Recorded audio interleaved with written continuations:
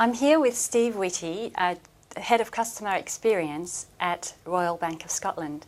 Steve, thank you very much today for coming and speaking at the Cranfield Customer Management Forum. It was a really interesting presentation about what you've been doing to lead transformation in customer experience. I know that your background is in building safety critical aircraft, which is sort of something I wouldn't have thought of as applicable to the banking sector. So what lessons have you been able to bring in to RBS from your background as a Six Sigma black belt expert? So predominantly it's usually about transferable skills and transferable processes. So if I take the approach within Airbus, which is where I used to work, doing things in a methodical way, grabbing a lot of data, generating some insight from that data, and then making some very, very informed decisions off the back of it.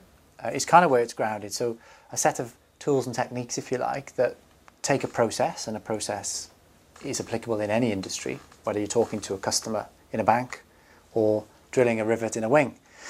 So kind of using those transferable processes and taking a very unequivocal view of the customer and, in my role, cost information, and the ability to bring those two data streams together to drive a very strong recommendation out the back of it. So a lot of teams within RBS will do customer.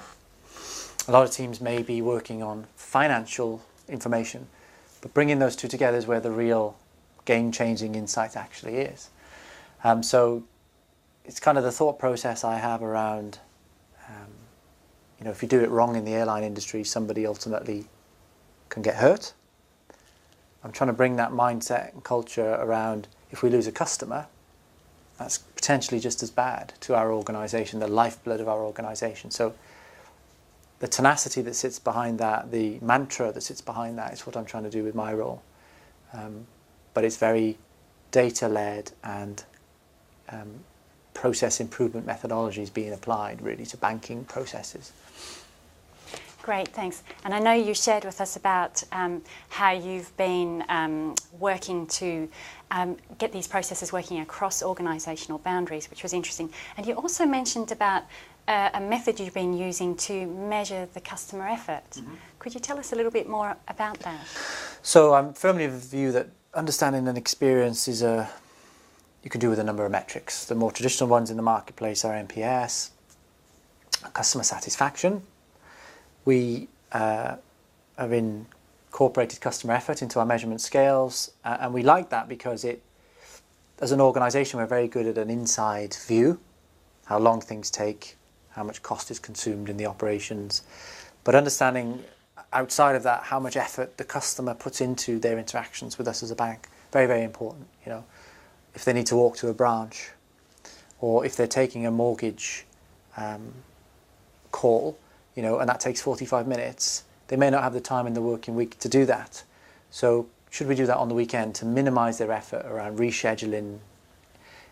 It's understanding their preferences, their leisure activities almost. So we measure emotional effort, which is reasonably self-explanatory, the mental effort that they would put into that process, and the physical effort that they need to do.